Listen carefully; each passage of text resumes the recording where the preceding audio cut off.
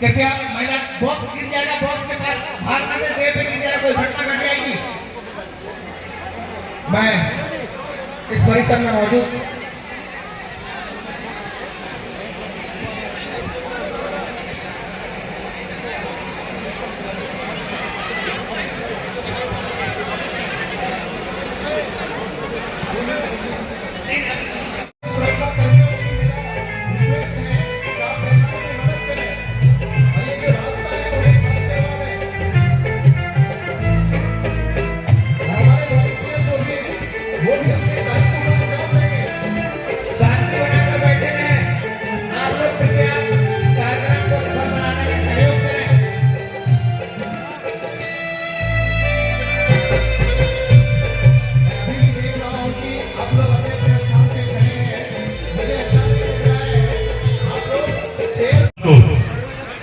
नववर्ष की ढेर सारी शुभकामनाएं, ढेर सारी बधाई।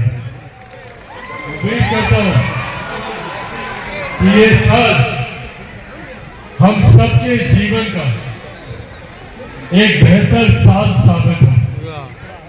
यकीनन साल की शुरुआत में ही बिहार में राजनीतिक तौर पर कई हलचलें हुई हैं,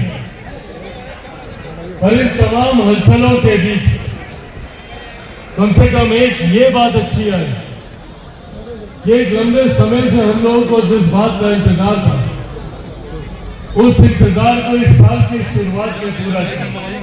लंबे समय से हम लोग चाहते थे कि हमारे देश के प्रधानमंत्री आदरणीय नरेंद्र मोदी जी की सोच हम लोग बिहार में भी उतार सकें। जिस तरीके से देश के विभिन्न राज्यों में उनके नेतृत्व में वो राज्य आगे बढ़ रहे, हमारा बिहार भी आगे बढ़े, तो कम से कम उनके सोच वाली एक सरकार बिहार में आई है। आज मैं जिस कार्यक्रम में आया हूं, ये राजनीतिक मंच नहीं, राजनीति की ज्यादा बातें नहीं करूंगा, पर हाँ, आज जिस उद्देश्य से यहां पर आया, वो उद्देश्य मेरे दिल के काफी करीब है। मुझे खुशी है कि आज एक ऐसे कार्यक्रम में सम्मिलित होने का मुझे सौभाग्य मिला। एक अस्पताल के उद्घाटन का मुझे मौका मिला। लंबे समय से बिहार पोस्ट बिहारी पोस्ट के माध्यम से ये मेरी चाहत रही है कि बिहार भी बनिस्बत बाकी राज्यों के एक विकसित राज्य बने, और वो तब बन सकता है जब बिहार में बुनियादी जरूरतें गांव-गांव, घर-घर तक पहुंचे, और उन बुनियादी जरूरतों में शिक्षा के साथ साथ, रोजगार के साथ साथ स्वास्थ्य सेवाओं का हमारे गांव, हमारे घर तक पहुंचना बहुत अनिवार्य है। आज भी हम लोग देखते हैं कि हमारे गांव घर के लोग अपने इलाज के लिए दिल्ली, मुंबई तक जाते हैं। महिलाएं यहाँ पर मौजूद हैं, बुजुर्ग यहाँ पर मौजूद हैं।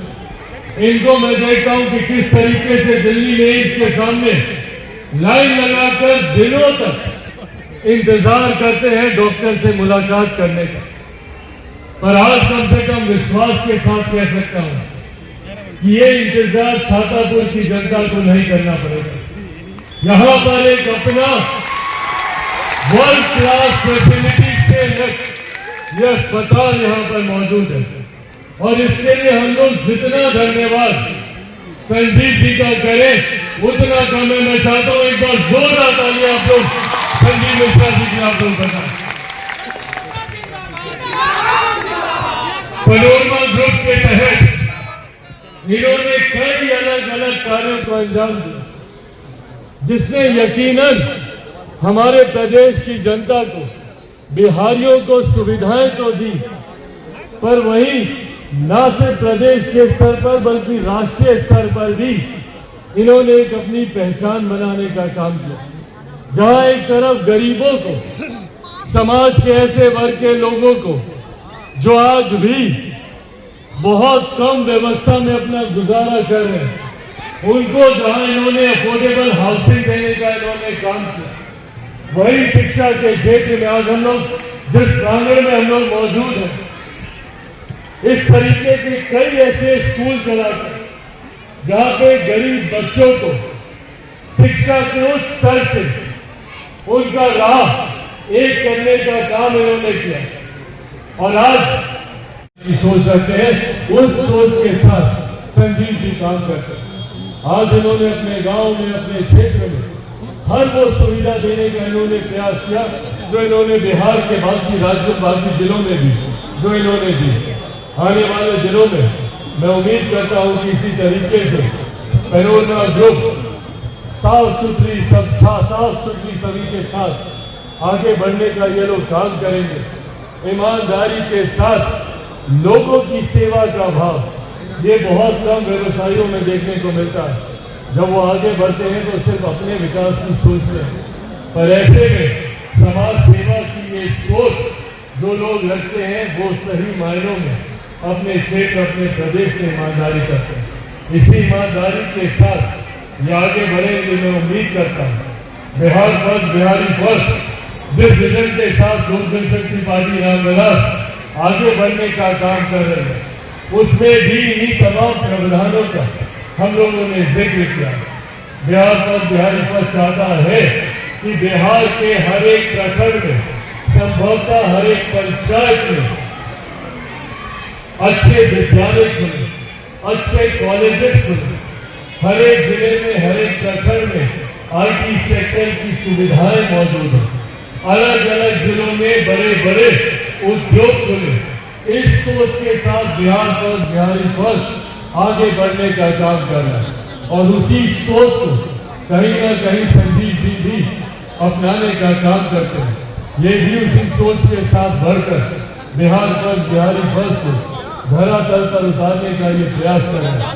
आने वाले दिनों में मैं चाहता हूं कि और ऐसे लोग आगे आए। अगर एक विकसित बिहार के निर्माण को, विकसित बिहार अगर हम लोग को बनाना है, हमारे पूर्वजों ने जो बिहार का सपना देखा था, मेरे खुद के नेता, मेरे खुद के पिता आदरणीय रामविलास पासवान ने लंबे समय तक संघर्ष किया इस उम्मीद से, जिस बिहार का सपना उन्होंने देखा उस सपने को वो पूरा कर सके।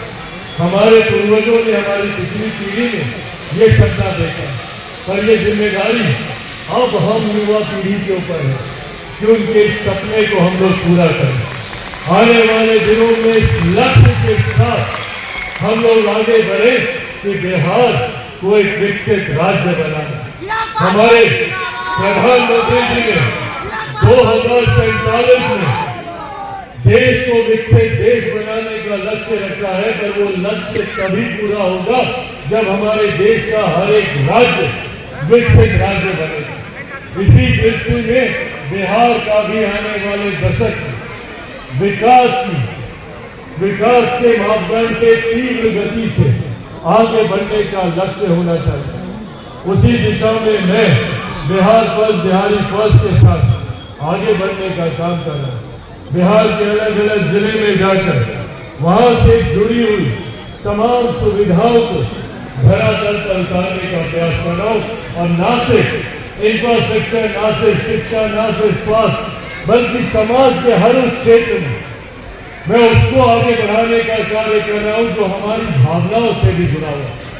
पिछले दिनों हम लोगों ने अयोध्या में भव्य राम मंदिर के निर्माण को देखा। मेरा सपना है कि जिस तरीके से अयोध्या में भव्य राम मंदिर का निर्माण हुआ है, उसी तरीके से सीतामढ़ी में मेरी माता सीता का भी उतना ही भव्य मंदिर का निर्माण होना चाहिए।